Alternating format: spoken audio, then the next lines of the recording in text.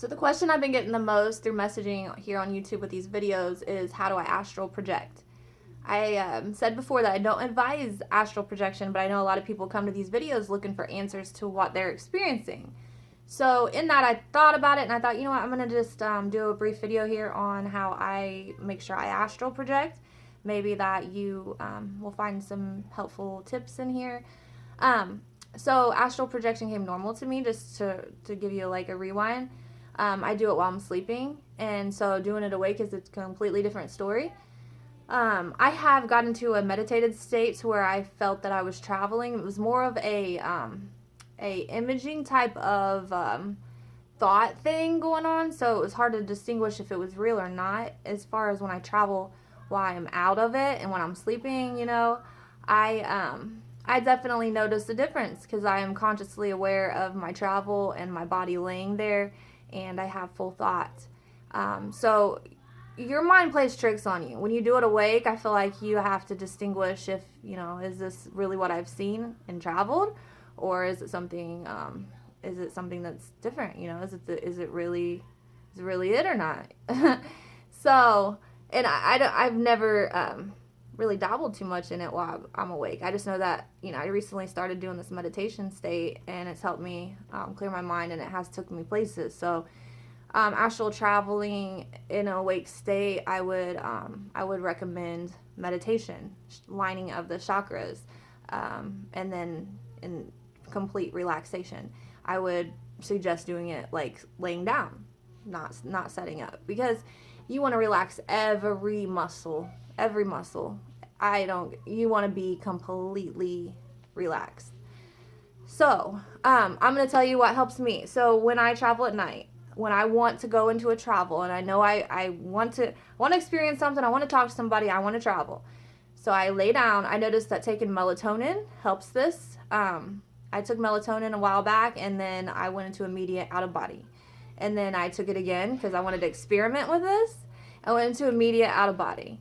So I'm telling you now, what this does is open the pineal gland or pineal gland. People call it different things.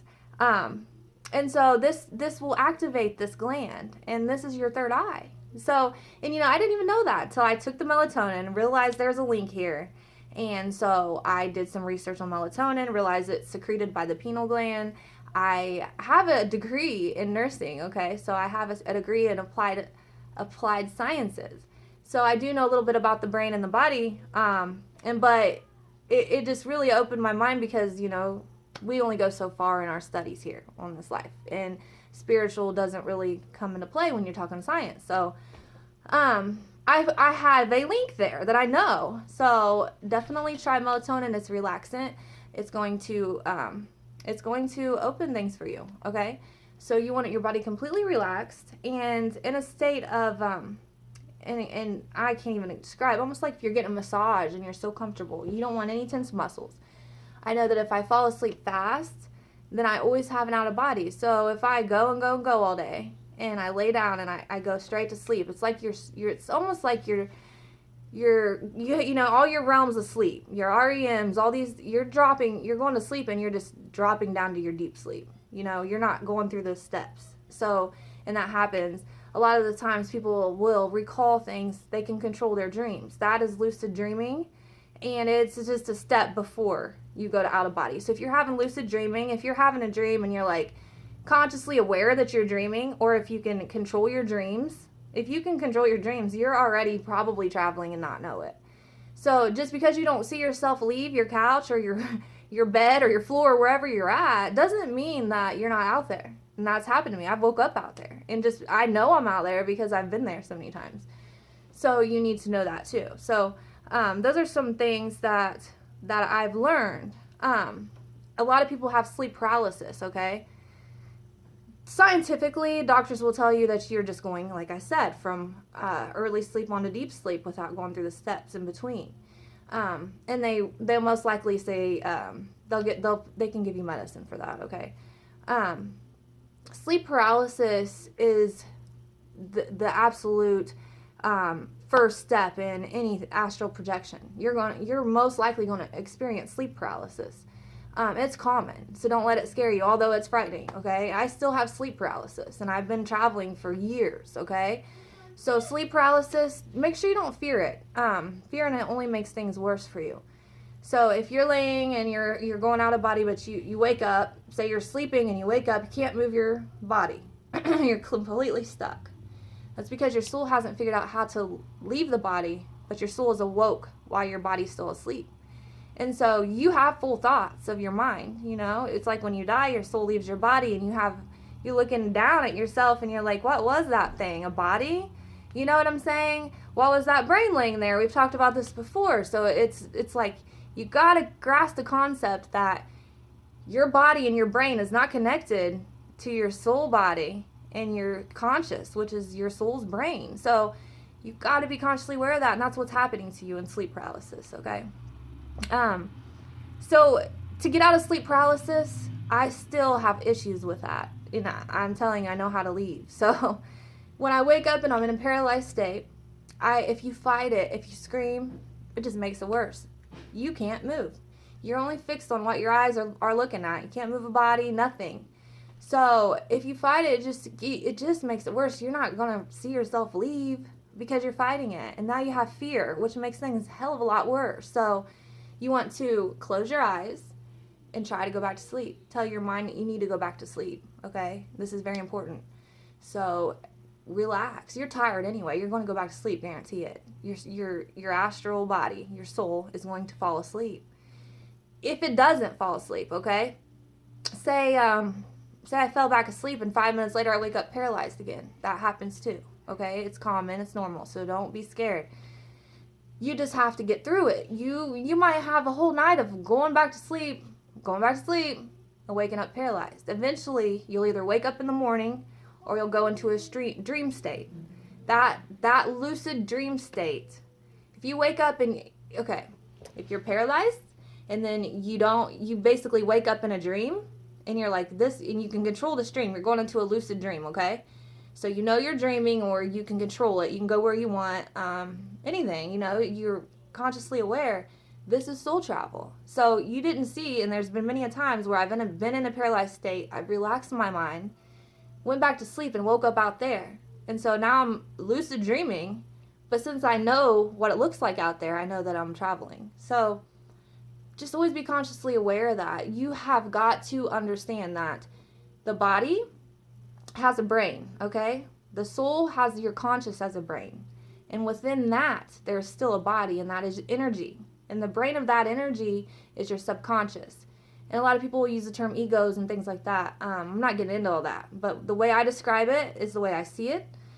Those bodies are within you right now. So that makes it hard for people that are living, because they're not understanding, like, you have deep emotions, you have deep sincerities, you have a conscious that controls things, you know. If we were just working on a brain mind on this level, we'd be in trouble, because it's more like a computer, you know. It's not programmed with these emotions that come from your conscious or your subconscious that controls feeling, you know. And that's exactly how that is. So you're getting all this stuff. So when you're out there traveling, you need to know the different levels, okay? A lot of people say there's 7 dimensions. I've personally seen probably around 5. That doesn't mean there's not more, you know. I don't know, but I can tell you that I've seen 5.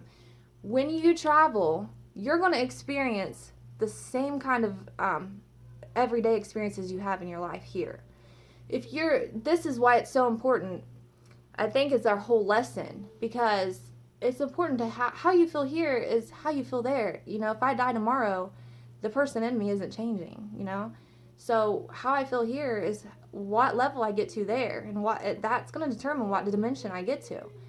And it's common for people to have emotions like anger, sadness, madness, grief, frustration. All these are not going to get you to that higher level, okay? And it's common. I mean, I don't always go out to the highest level, and I just want you guys to understand that fear, anger, grief, and I'm not talking about traveling, fear and traveling. I mean, I am, but I'm also talking about fear in general. If you are on a godly level, you won't have any of this. We're supposed to trust, never have fear, you know, those type of things, never have anything bad, heavy baggage on you. And the point in this is because if you believe in your God, you're going to get to that energy level, which is way out there. Your soul level, your astral body, is only going to get so high, okay? And so after that, you have to be pure in your thoughts and your mind and your heart to get higher. And so you just learn all this in travel. So I want you to know that when you travel, you're not going to experience things like anyone else. It depends on your emotional state. And so it's important to realize that. So you're going to see a lot of souls, okay, that are passed over, that either didn't make it higher up, which that doesn't mean they're evil, but you will see evil souls as well. So you need to distinguish the two. To wake up when I'm out there, if I have a bad experience, which I do, I see bad every time almost. It's just on your way out, you're going to see it. You just have to pray. I know that not all of you guys are going to believe in God when I tell you this stuff. I'm not trying to push him, but he's important to me, and I know he's there because I've seen him. And I'll get into that. I'm going to get into that because there is so much I could tell you about God, okay? But pray. So whatever it is that makes you okay within you, pray. At this point, I do care who your God is, so I don't want to ever promote anybody else's God, but I do understand we all are different. We all learn different ways. But whatever it is that you got to do, you pray and you wake up, okay? And you'll wake up every time. So I pray to God or Jesus, and Christians, in my opinion, which is what I've experienced, I've seen Jesus, and I think he's a different entity than God himself. God, to me, appears as a ball of white light, and Jesus appears in human form to me. So, and it doesn't mean that they're not the same. I'm just telling you what I know. So I pray to Jesus, and I wake up every time. Maybe a 3 second delay, 4 second delay, but I wake up at home. And they'll guide you out there. They'll tell you you've gone too far. You need to come back. You'll know if your body isn't breathing. You'll feel that. You'll know. You're connected to your body. Getting lost, no. You're not. I've wandered too far, and I didn't know where I was at. And if you consider that lost, I guess maybe. But I came back. I knew it was too far, and they will tell you. I've had souls say, "You're too far. I got to get you home."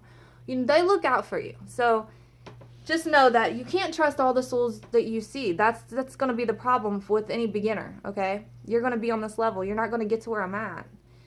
So you always know that subconsciously prayer and thought is going to get you home. Just know that, okay? As far as some evil possessed thing taking over your body, I've had things in my house. I don't think that they could take over my body, no. I'm not going to tell you for sure they can't, but I don't think so.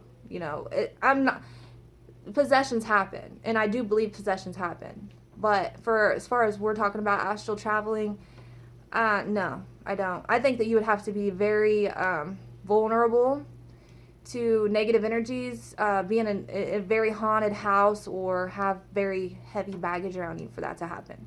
So that's kind of extreme, It's possible, yeah, but no.